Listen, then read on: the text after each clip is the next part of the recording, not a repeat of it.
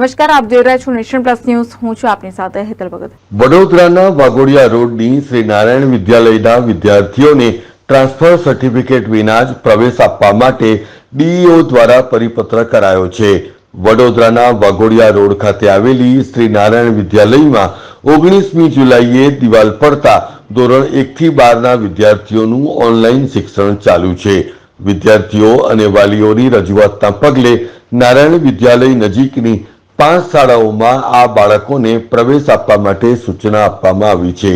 વિદ્યાર્થીઓનું ઓનલાઈન શિક્ષણ ચાલી રહ્યું હોવાથી વાલીઓની પણ ચિંતા વ્યાજબી હોવાની ડીઈઓ અને પાલિકામાં રજૂઆત કરાઈ હતી.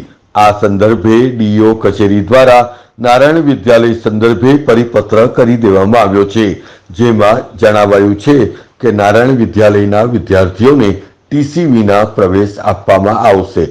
શ્રી નારાયણ વિદ્યાલયમાંથી એલસી મળ્યાથી શાળાએ એલસી લેવાનું રહેશે અને 31 ઓગસ્ટ સુધીમાં વિદ્યાર્થીઓની મંજૂરી ડીઈઓ પાસેથી મેળવી લેવાની રહેશે.